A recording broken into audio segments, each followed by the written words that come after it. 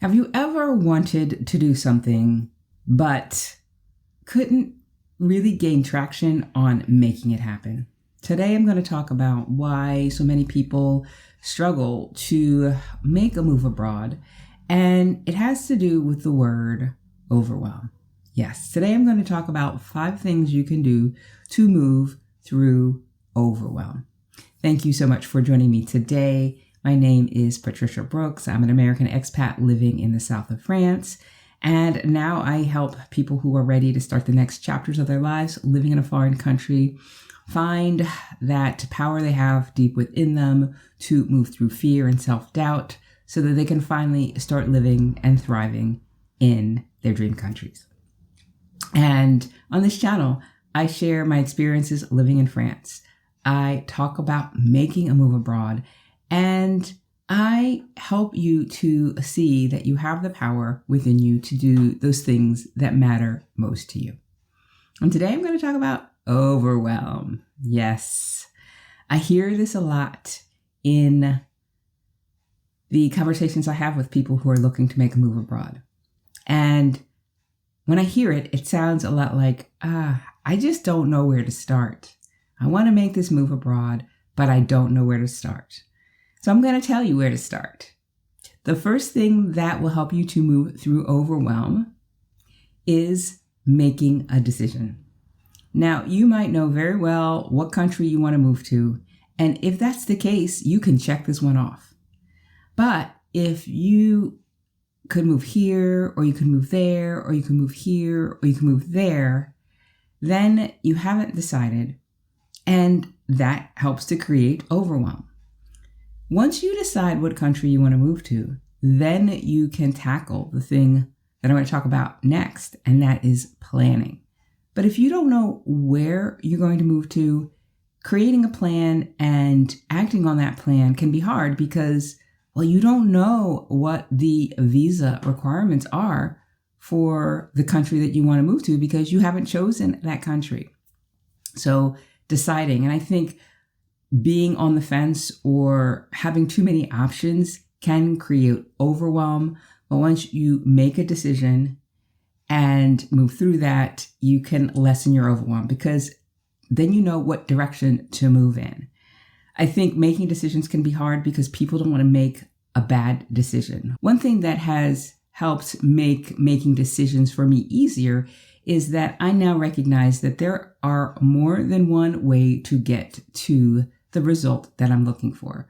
So if I see somebody who is running their business a certain way and they're successful, I no longer believe, I have to do my business exactly how they're doing their business or else I won't be successful. There are multiple ways that could work. And so I can choose a different way, especially if a way doesn't feel good. I have learned to listen to my intuition and follow it. I am here in France because of intuition. Had I been listening to logic and let logic win the day, I would still be in the United States because it didn't make sense for me to be here. Didn't make sense for me to quit my job and come to a country where I didn't have a job. But I did it anyway because my intuition said, you need to be in France. And it felt so strong to me, so powerful to me that I made the decision and I did it. And things worked out. I made the decision and things worked out. So I think also not getting stuck in logic, but also tapping into your feelings and what you believe is right for you, regardless of what might be right for somebody else, can help you to make decisions more easily. All right. I'm going to leave that there for decisions. But the first thing you need to do is to decide what country are you going to move to.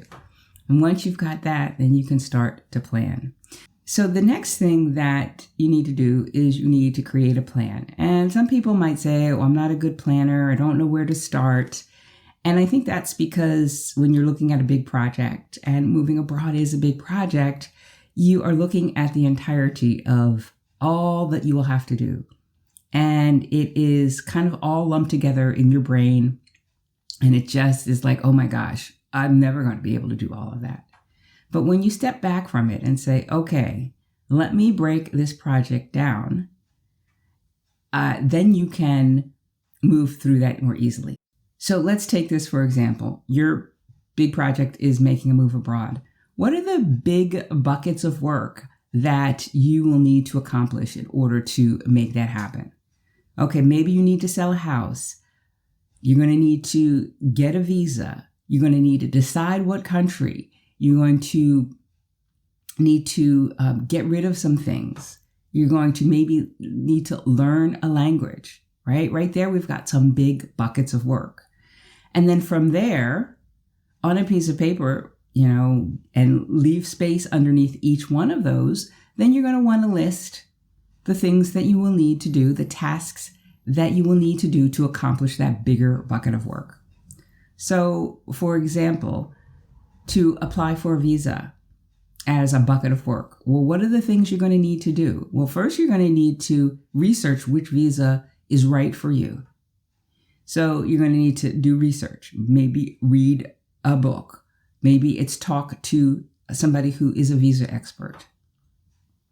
Then once you've decided, once again, you're deciding on which visa, then you need to look and see what types of documentation you're going to need. So then you're going to need to gather that documentation once you know what that is. Then you're going to need to understand the timing. How soon before you move to your new country can you apply? And that informs then when you do that thing, right? So breaking down the bigger chunks of work that are your project into smaller tasks and writing those down will help you to put them into a certain sequence and help to make them less daunting, right? If you look at all that you have to do, if you looked at all of those 5 buckets of work, and there are more than 5, but the 5 that I have spoken about in this video, you can see how if that's all rolling around in your head and you think you got to do it and got to do it all at once, that creates overwhelm, that creates stress, and that can paralyze you. So number 1 is decide what country. Number 2 is create a plan by breaking down the tasks or the buckets of work into smaller tasks and then sequencing them, right? That is how you get out of overwhelm. There are 3 more that I want to share with you that will help you to get out and stay out of overwhelm. But before I go into them, I want to share something exciting with you. On October 13th, Dr. Christopher Wells and I are putting on an in-person workshop in Valencia, Spain. That's this October 13th, 2024. And it's for you if you are stuck in overwhelm, if you don't know where to begin to make your move abroad. And it's called From Vision to Victory, the Essentials to Become a Happy and Healthy Expat. Now, Christopher has been living in Spain for a few years now. He has lived in Spain twice, and I have been living in France for almost 7 years. And so the knowledge and experience that we bring to the table is incredible. If you are interested in learning more about this workshop, then go to cleverexpat.com/workshop. All the details are there.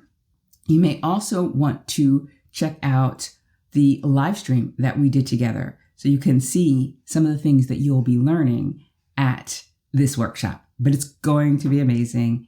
If you can make it, you need to be there. And if you are watching this video before September 1st, then you can take advantage of an early bird discount of $100. So you will save $100 on this workshop. So October 13th is the day. Go to cleverexpat.com/workshop. Check it out, sign up, and I can't wait to see you there. So the third thing that will help you to move through overwhelm and help you to build momentum on your project is to build your confidence. Yes, confidence is key. Typically, when we're taking on a big project, it is something that we have not done before. And so we don't have that proof that it's possible for us. Maybe we see other people doing it, but for us, we haven't done it. And so it feels like, well, maybe this really isn't even possible. So until you build a belief that it's possible for you, you are going to struggle in overwhelm, because you're going to have these thoughts of, oh, well, I really want to do this, but is it possible for me? It kind of gets you back on that fence. And it creates this place where you know you've got a lot to do, but because you don't believe this thing is possible for you, you're not going to invest the time or energy or money into doing the thing that you say you want to do. You've got to believe it's possible and possible for you. So how can you do that? Well, one thing that I love to use is what I call a confidence anchor. Confidence anchor is something that you look back to. It's something that you have accomplished in the past that before you accomplished it, you didn't believe that you could do it. You weren't so sure. You doubted your ability to do it. But lo and behold, you got that degree, or you learned to drive, or you learned a new language, whatever that thing is that you didn't believe was possible before, and now you've done it and you've got proof.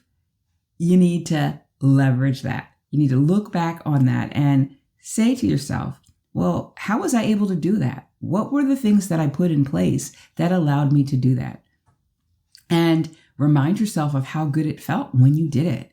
And tapping into those emotions and the things that you did to complete that will give you confidence that you can go the distance with this new project, right? And reminding yourself of this confidence anchor whenever doubt comes to mind.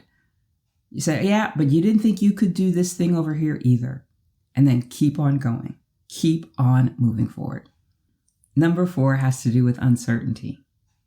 Yes, uncertainty helps to keep you in overwhelm, because uncertainty also begs the question, well, what if this happens, or what if that happens? And those what ifs that you are thinking about are typically negative. It's the worst case scenario. It's, oh my gosh. It's the catastrophes that could happen that cause you to freeze.